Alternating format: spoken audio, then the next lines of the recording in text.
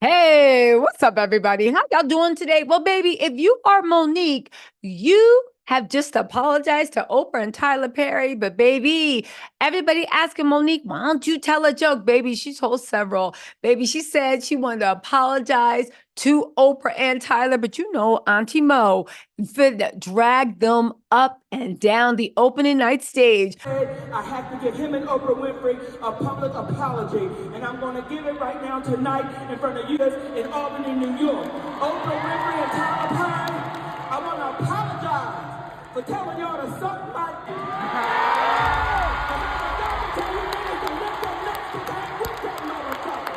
We also found the secret leaked, well, not even secret.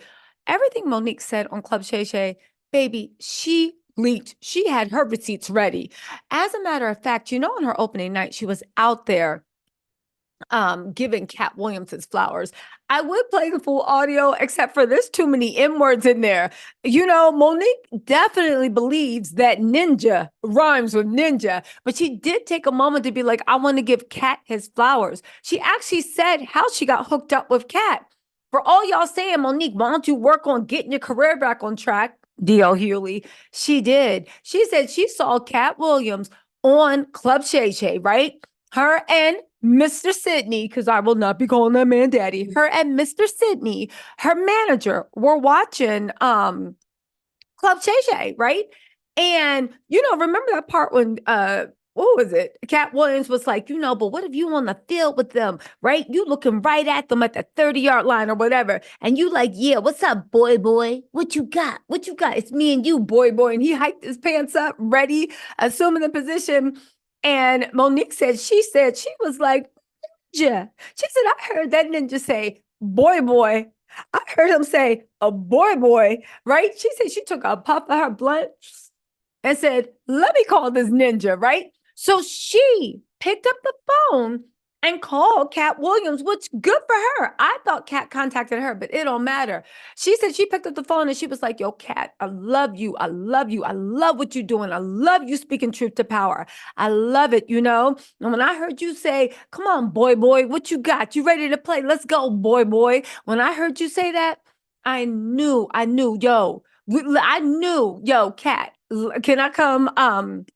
That we gotta work together. You know, I want to play with you. Yeah, no, I knew we gotta work together. So then she said in her Katt Williams voice, um, okay, Monique, how would you like to play? I don't even know how to talk like Katt Williams. Monique did it better. Go look at the Art of Dialogue. He has the full clip up there. But y'all, and also I do want to say to those people being like, oh my God, I wish Monique would tell a joke, baby. They say she bought down the house and she told plenty of jokes. You know, why is she still talking? I wish she just shut up. To which I saw a comment on Instagram. It's like, these are the same people that stay in the same position for 20 years and never ask for a raise, and they just happy to be there. But honestly, right? When Monique told us back then, everybody called her a liar. When she told us again, they called her a loudmouth. You need to be quiet. When she told us the third time, you lying, you ain't got no receipts. She came, pulled the receipts, and said, here's the receipts. And now everybody's like, not everyone, but the dumb people are like, oh my God, can you stop talking?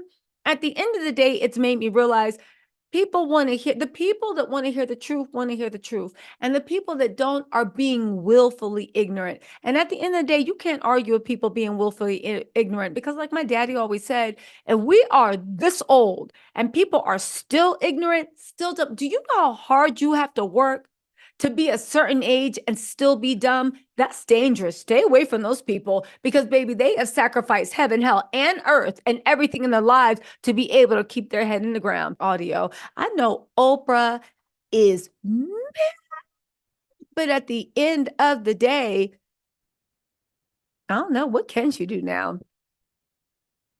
She can't apologize. Monique taking it too far. I don't know. Let me, in the comments if you think that they'll work it out. I don't. I think Oprah is highly upset about that. And I think Tyler Perry is. But you know what? This is one good thing about 2024. And as much as people talk trash about social media, y'all know I'm on YouTube because so of course I have respect for social media, but social media has made it very easy for someone to get a bag outside of mainstream media. It's made it very easy for you to become a billionaire off of your crowdfunding, off of fan support, you see what I'm saying? So at the end of the day, everybody's just like, oh, you burning all those bridges. But that's the people that don't see, baby, you can always build your own bridge, right? Because what was it before the bridge you walking on? Somebody built the bridge you walking across. And if you could just expand your mind, baby, you can build your own bridge too. Anyway, y'all, let me know what you think in the comments. Let me queue up. Talk to y'all later. Bye. Oh, also, I am on Snapchat, Tisatels, Tisattells. If y'all could follow me, I would appreciate it. I have some good stuff coming out. I think I'm going to start a show on Snapchat, but yeah. All right. If not, thanks. Bye. Hear that publicly. She said that privately. Now, when she said that, see, everything we're saying to you, it can be proven. She had him on speakerphone. And that when she was talking to him, in that room was a man named Reggie Wells, who just passed, who used to be Oprah Winfrey's makeup artist, who he had a conversation with me and my husband. Now, for you babies that's good with the little internet, we had a show on called Monique and Sydney Finding a Way to Be Unoffended. Finding a Way to Be Unoffended. Reggie Wells is on that show speaking about Oprah Winfrey. Reggie Wells said, Monique, I was there that day. He said, and when y'all got off the phone, I looked at her and said, why don't you just pay this woman the money? She deserves it. And she looked at him and said, I won't be paying her nothing. And he said, that's not right. And you know it's not right. Now, that man shared that on that show. So I'm not saying nothing that hasn't been shared. So you have people that will say things in private, but won't do it publicly. I'm the person that I will say it in private and I'm going to say it publicly because that's the only way we make it right. But we really are confused as to why she would take that position. But what we wanted to do was bring someone into the conversation who has a great deal of knowledge and has worked very closely with Oprah Winfrey. And his name is Brother Reggie Wells. We'd like to introduce him and bring him to the show. Hey, Reggie, welcome, baby. Hey, guys, how are you? We're wonderful, my love. Wonderful. Thank you for joining us today. Thank you very much for joining us. Reggie, before we get... Especially on the subject of Oprah Winfrey. And somehow, because I was there for 30 years, 30 years I worked with this woman, and I learned so much about her, was taught by her, and I think in myself I was teaching her as well. So we have a great relationship. But there are always, when you go into it, you want to know, just as you guys talked about today, why do we think on a certain level? When you get to a part where we're big enough to say things the right way, and we're big enough also to understand humanity and what that means. I feel very pressured about going along with the flow that doesn't make any sense. So when somebody speaks to me, I don't care if it's pop Reggie, I don't care if it's old man Reggie, I don't care if it's look who's there Reggie, I'm going to appreciate the idea that you gave me enough attention to pay attention to me and give me that kind of talk. So I find unnecessary treatment is not even, I don't even know where that comes from at a certain level. And it's at a level that shouldn't be there. Let us ask you, Reggie, and just so everyone will get an understanding, when you say that you know her for 20 years and maybe you can give insight, 23, could you please give them insight as to how you know her and what your background is in? Well, I became, thank God, a very successful makeup artist in New York City back in 1970. I had 4 decades of doing makeup.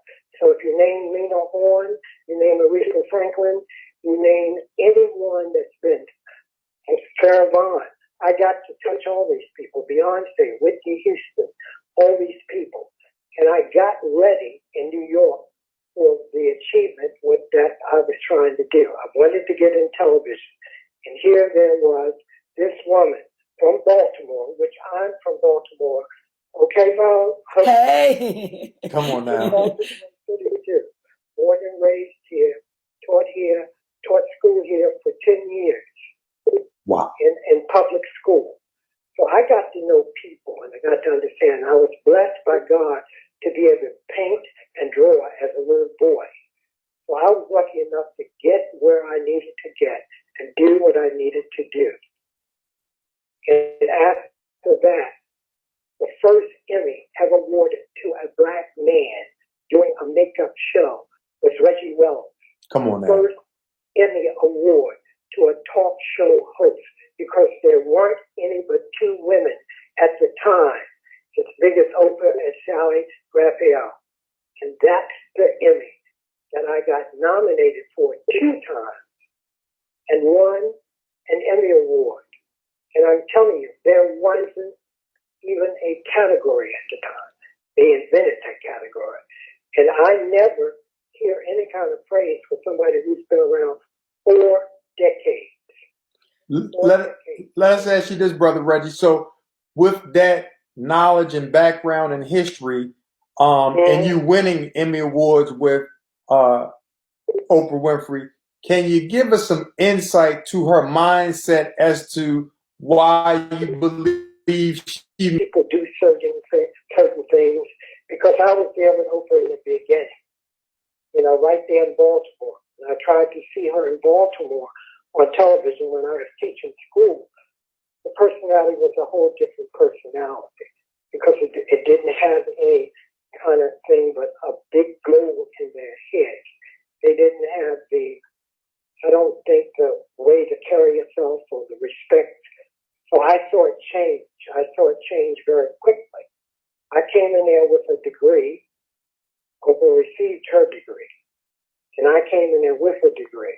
So when I sat down in front of people, I saw the change go deep.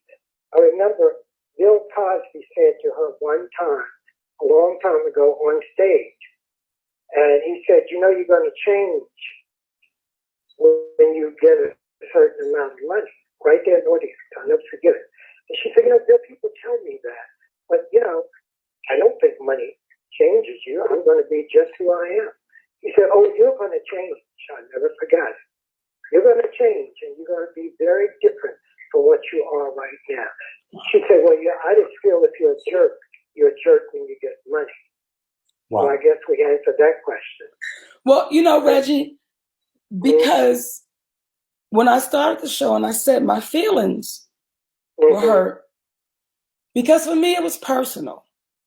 And someone said, oh no, someone just said, oh, we still talking about Oprah?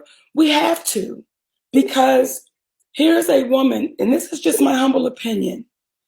Here's a woman that when you say things like, I cringe when you call me auntie, well, that's our community. So my question to you would be, is there a disconnect with Oprah Winfrey and the community? In your opinion? In your opinion. There's a big disconnection with Oprah and the community, and I saw it happen. I was there when it happened. Yo, I don't care why. I don't understand the fact that all these media publications, before I let you get into that and the leaked phone call and whatnot, because Monique stayed with her little leak thing.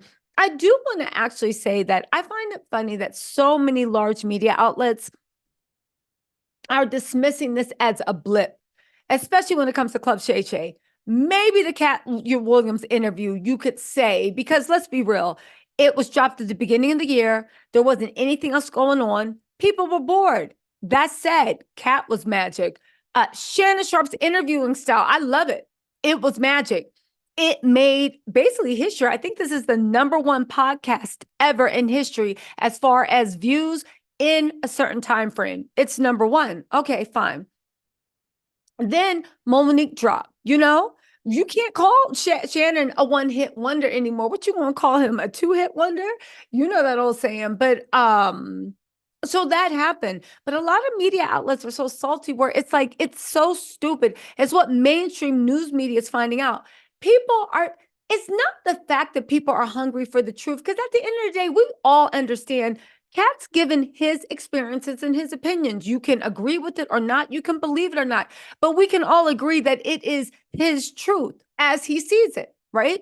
Monique is giving her truth. But the one thing they have in common, and the one thing Club Shay Shay has in common, is it's authentic. And everybody is dying to actually see something that's authentic, because no matter what anybody says, everybody can tell the real